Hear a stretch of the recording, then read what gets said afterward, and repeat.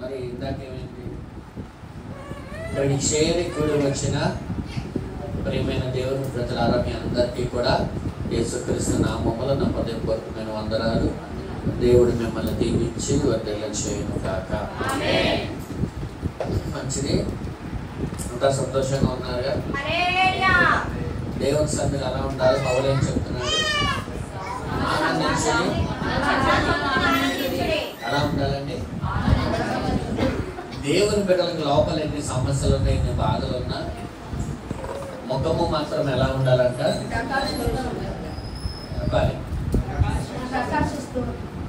ప్రకాశించే మాట ప్రకాశంగా చెప్పట్లేదు.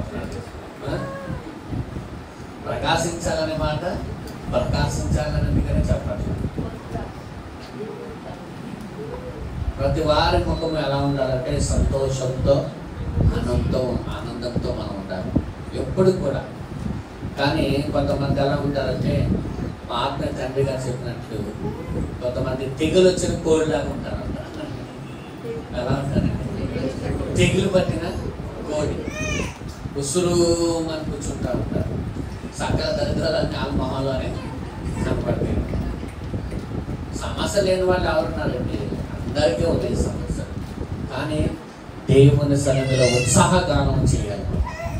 ఎలా చేయాలి?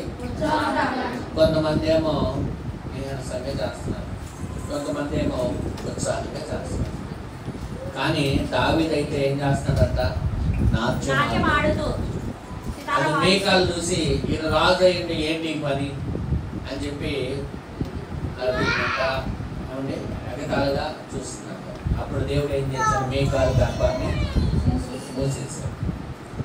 ఆయన రాజు అయ్యిండు కూడా వీధుల్లో ఏం చేస్తాడంటే నాట్యం ఆడుతూ ఉన్నాడు. అంటే ఆయన రాజు సంగతి పక్కన పెడితే, నేను ముందు దేవుని యొక్క భక్తుడను, నేను ఆయనని ఆరాధన చేయాలి. ఆరాధనలో తాను మైమర్చిపోయాడు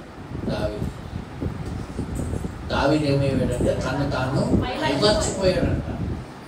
మైమర్చిపోయి ఆరాధన చేస్తా ఉన్నాడు. రాజు అనేది తర్వాత, ముందు అతను ఎవరంటే యెహోవా భక్తుడు. ఆయన భక్తే ఆయనని రాజుగా నిలబెట్టింది. నమ్మేవారు మాత్రం స్తుతించాలి.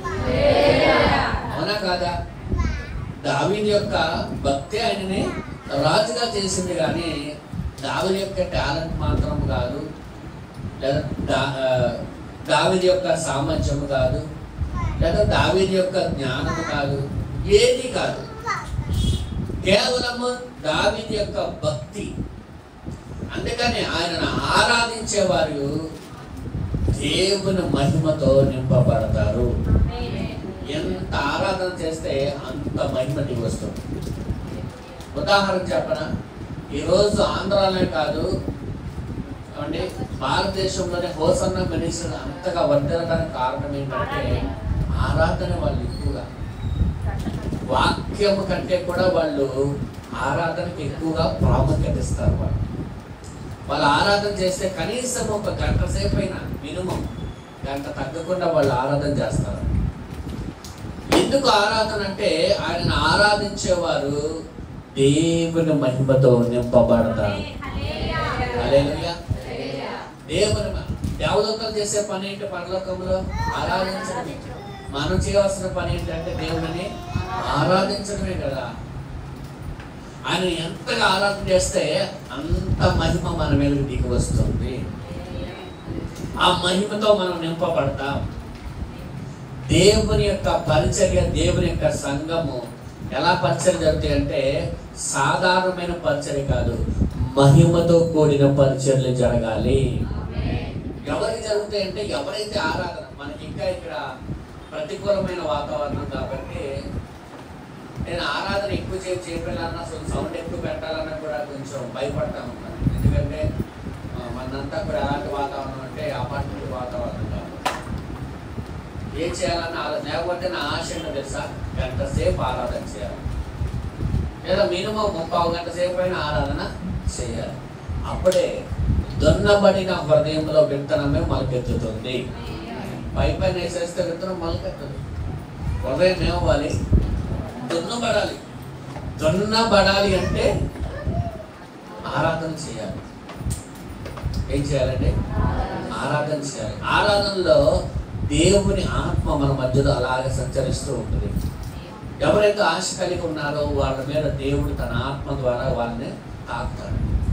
అలా తాకినప్పుడు ఏమైందంటే బండలంటే హృదయాలు కూడా ఏమవుతాయంటే పగిలిపోతాయి, బద్దలయ్యి దాంట్లో నుంచి వచ్చే వాటర్ ఉంటుంది, పశ్చాత్తాపం యొక్క వాటర్ బయటకు వస్తుంది. అప్పుడు వెలిగి నలిగిన హృదయం నీకు అనుగ్రహించబడుతుంది. ఏమంటే కఠినమైన గుండెలు పగిలినప్పుడే కదా మెత్తని హృదయం వస్తుంది. రాతి గుండె ఎలా మారుతుంది మెత్తని హృదయముగా? అది పగిలాలి.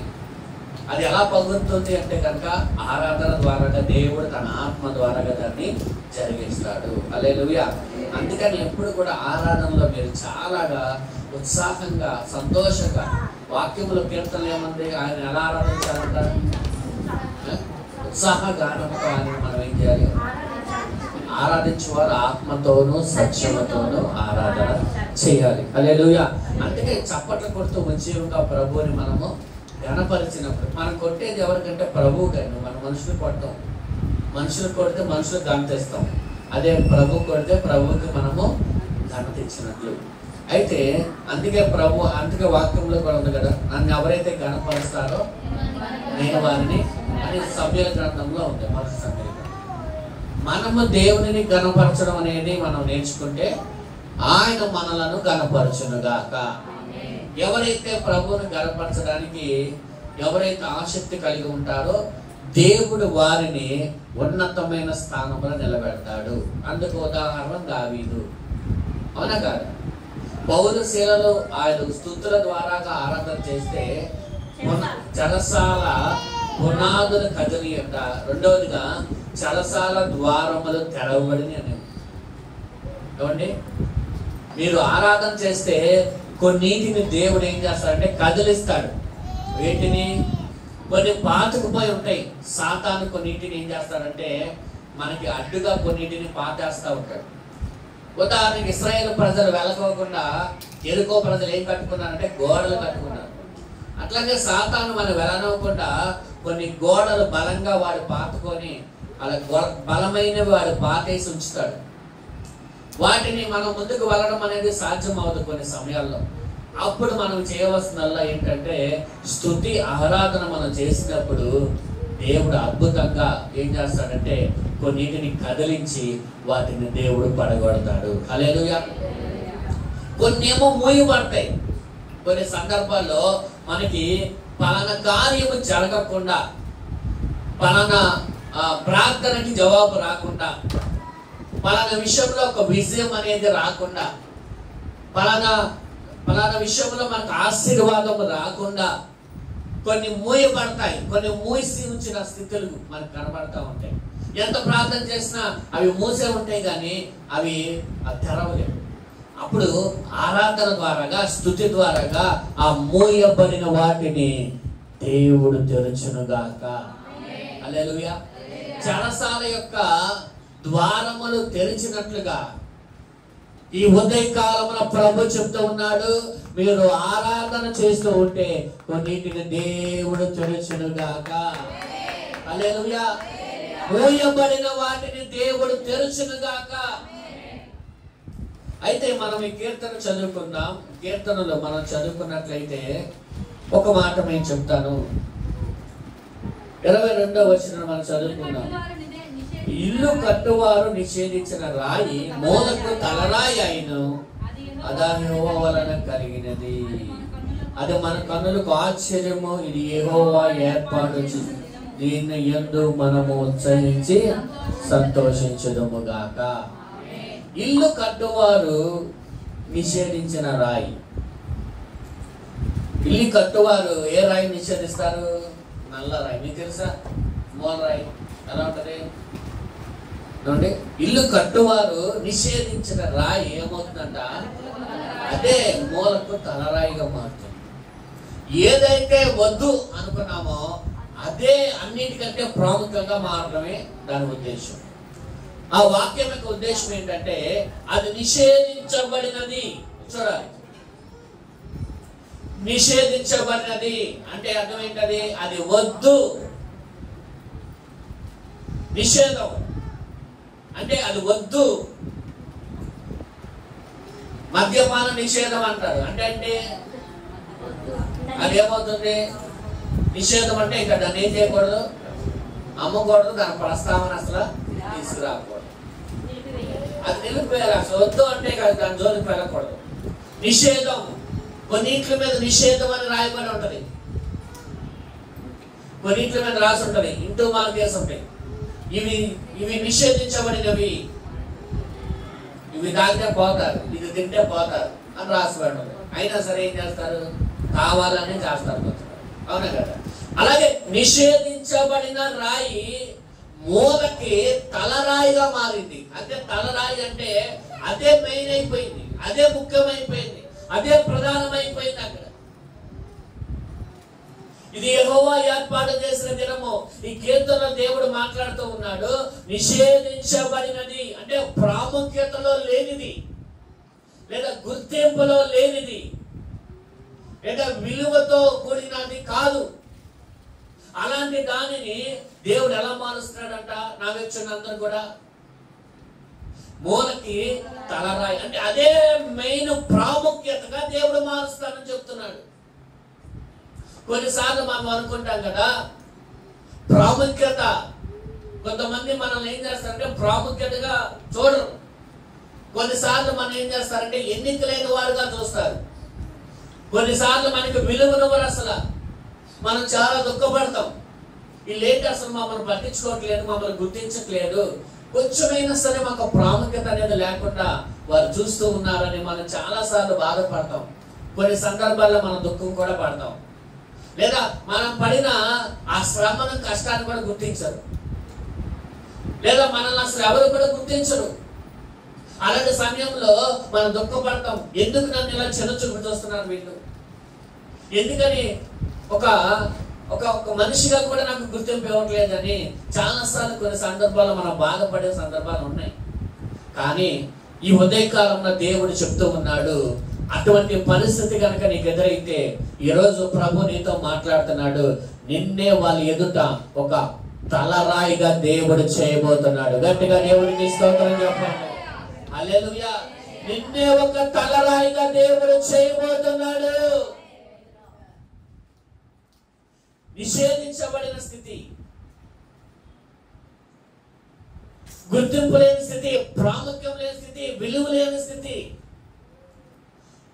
ఆ స్థితి నుంచి దేవుడు ఎలా మారుస్తాడంటే నీవు తప్ప వేరొక దిక్కు లేదు.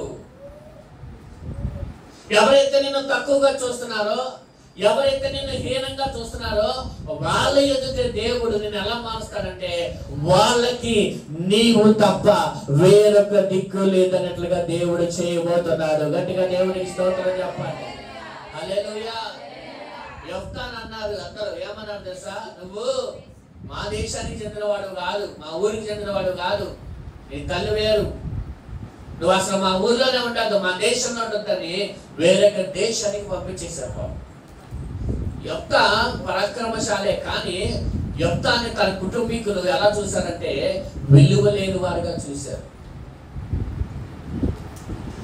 పట్టించుకోవాలా, కనీసం ఇంట్లో కూడా ఉండడానికి అవకాశం కూడా లేకుండా చూశారు.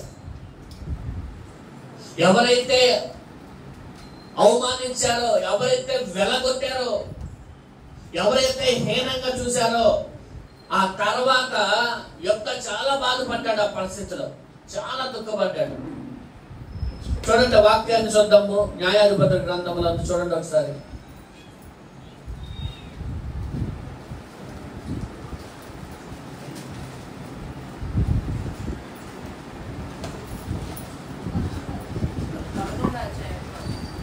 పదకొండో అధ్యాయము చూడండి. 11వ అధ్యాయంలో 11:1 చూస్తే, గిలాదు వాడని యెఫ్తా పరాక్రమం కలిగిన బలాఢ్యుడట. అతడు వేసి కుమారుడు అని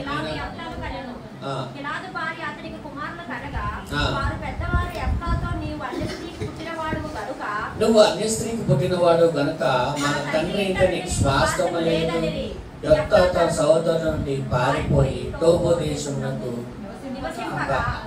అల్లరి జనం యెఫ్తా వద్దకు వచ్చి అతనితో